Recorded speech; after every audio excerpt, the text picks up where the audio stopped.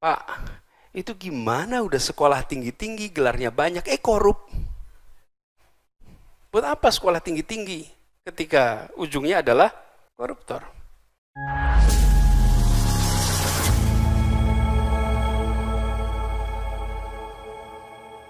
Assalamualaikum warahmatullahi wabarakatuh. Halo sahabat sekalian dimanapun Anda berada.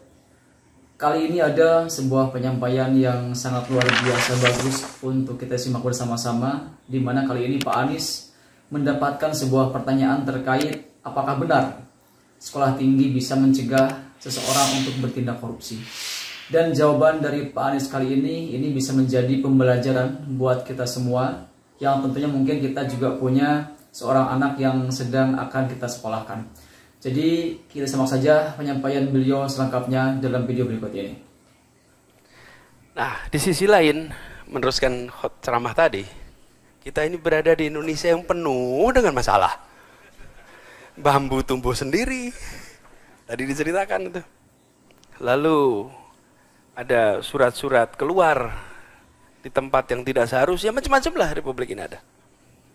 Saudara sekalian, salah satu problem utama di negeri ini adalah persoalan korupsi. Betul tidak? Betul. Nah, korupsi ini harus diperbaiki, harus diperangi. Nah, bagian memerangi itu aparat penegak hukum. Kita bukan aparat penegak hukum. Kita bagian memangkas suplai potensi koruptor. Karena kita bukan penegak hukum nih. Sering ketemu pertanyaan, Pak, itu gimana udah sekolah tinggi-tinggi, gelarnya banyak, korup. Buat apa sekolah tinggi-tinggi ketika ujungnya adalah koruptor? Jadi saya coba merenungkan pertanyaan ini. Benarkah sekolah tinggi mencegah korupsi? Ya kalau ngajak enggak lah insya Allah. Tapi ini pertanyaan nih saudara sekalian. Nah, kalau coba kita renungkan kembali. Kalau saya boleh menanyakan, maka pertanyaan saya malah bukan kalau ketemu koruptor itu tanya, kuliahnya dulu di mana? Tapi saya mungkin akan tanya, dulu TK-nya di mana ya?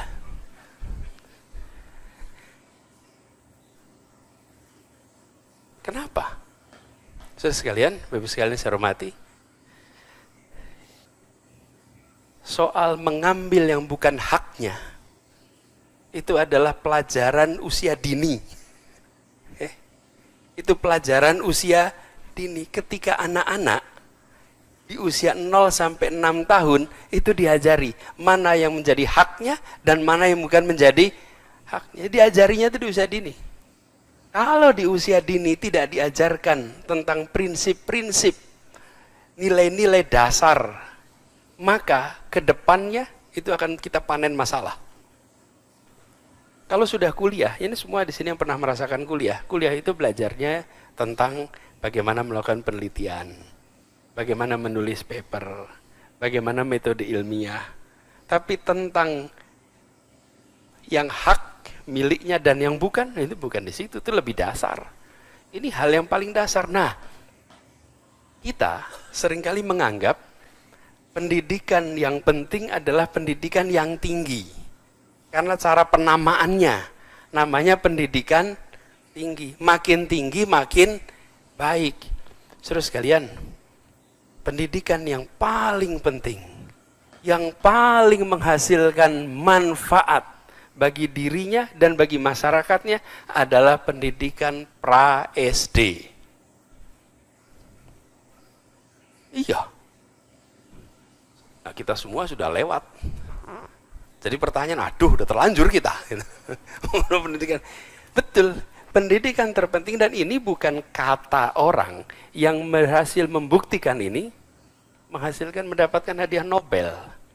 Dan bukan ahli pendidikan, tapi ahli ekonomi yang dia berhasil membuktikan bahwa pendidikan dengan hasil manfaat terbesar adalah pendidikan pra-SD.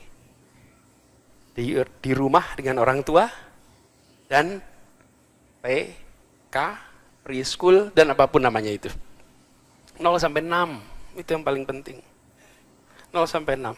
Nah, namanya kalau mau nanti anak-anak muda mau ngecek, namanya James Heckman. Silahkan di Google nanti Anda akan ketemu penerima hadiah Nobel. Jadi kalau sekedar penelitian saja dikutip, itu biasa. Tapi kalau sampai menerima hadiah Nobel karena temuan, itu baru luar biasa. Kenapa luar biasa? Karena mengejutkan. Selama ini kita sering berpandangan bahwa pendidikan itu makin tinggi makin penting. Ini ternyata dibentukkan dasar. Nah, ketika sampai dasar, bicara tentang korupsi, kejujuran di rumah mulainya. Nah, kalau kita tidak secara serius membereskan ini, dan hanya mengandalkan penegakan hukum, sulit. Bayangkan, jadi ayah naik mobil, tanpa sadar melanggar rambu-rambu lalu lintas. Ada petugas. Kalau melanggar rambu nggak ada petugas, aman. Kita kan sering sekali belum taat hukum, tapi taat penegak hukum. Jadi kalau belum ada penegaknya, ya kita langgar. Ada petugasnya, terus diberhentiin. Begitu diberhentiin, si suami, si bapak yang dalam satu mobil, ada anaknya, ada istrinya, langsung nengok ke kiri, ke istrinya, bu, buka tasnya bu, ambil uangnya bu. Ini bapak ini sedang mengajarkan kepada semua anak-anaknya bahwa menyogok itu adalah wajar. Lalu diminta STNK, uangnya diselipin di dalam STNK, diajari semobil itu. Diajari. Setelah itu selesai, lalu di jalan, memang polisi itu korup. Yang korup siapa? Petugas belum minta, dia udah nyiapin. Nanti pulang ke diskusi, negeri ini koruptor. Lah ya bapak di rumah tadi ngajarin anak-anak korup. Saudara sekalian, begitu banyak kebiasaan-kebiasaan keseharian kita yang sesungguhnya tanpa kita sadari tidak membuat kita bisa memangkas suplai koruptor di republik ini. Kita senang kalau penegak hukum itu berhasil menegakkan hukum dengan benar. Tapi kita juga lebih senang kalau kita sama-sama mencegah munculnya pribadi-pribadi koruptif. Dari mana? Dari rumah-rumah kita. Dari rumah-rumah kita. Dan itu artinya pendidikan di usia dini. Nah, bagaimana kita udah terlanjur tidak dini usianya? Apalagi senja. Tapi yang di sini kita kira-kira masih muda semua sih. Tanya Pak, kalau di atas 60 itu muda apa tua?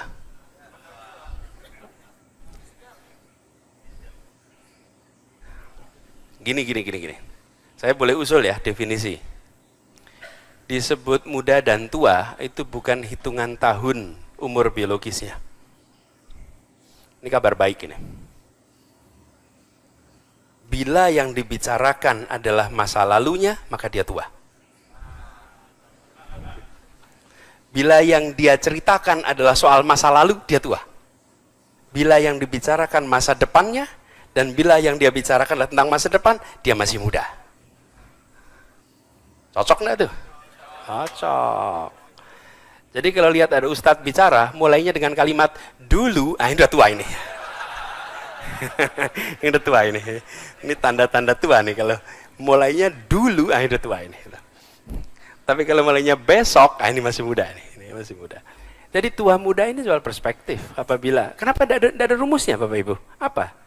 Saya tanya, besar sama kecil, ada ukurannya nggak? Ada. Disebut besar bila gimana? Abstrak. Disebut kecil? Abstrak. Jauh, dekat, abstrak. Disebut jauh itu kan tergantung titik berangkatnya dari mana, bukan? Ke Mekah itu dekat sekali. Kalau dari Jeddah.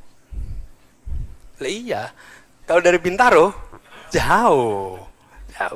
Jadi kita ketika bicara tua dan muda sama, itu sebuah konsepsi abstrak. Nah, saya ingin sampaikan pada kita-kita yang secara pengalaman sudah lebih panjang, kita perlu memulai, mudah-mudahan manfaatkan Ramadan ini untuk mereview kembali.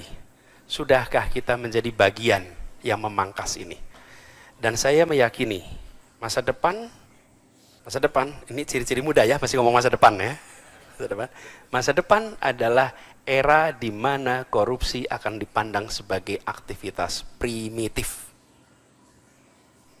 Primitif. Kenapa? Karena dia bertentangan dengan nilai-nilai dasar kebenaran dan kebaikan. Gak mungkin bisa bertahan. Semua yang bertentangan dengan kebenaran gak akan bisa bertahan. Seperti, kalau saya boleh istilahkan, perbudakan. Budak itu ada masa di mana budak itu dianggap wajar. Berjual beli manusia itu dianggap normal. Hari ini kalau ada yang dagang manusia normal tidak? Tidak normal. Tidak bisa. Rasialisme. Ada masanya rasialisme itu normal. Kulit hitam duduknya di mana? Kulit putih duduknya di mana? Betul tidak, saudara? Itu dianggap normal. Dan orang itu ya biasa-biasa saja. Ada periode itu normal. Warga negara dibuat kelas. Kelas putih, kelas timur asing, kelas bumi putra. Itu dulu normal. Sekarang sudah tidak normal. Di berbagai tempat di dunia yang namanya korupsi itu sudah tidak normal. Cuman Indonesia belum sampai.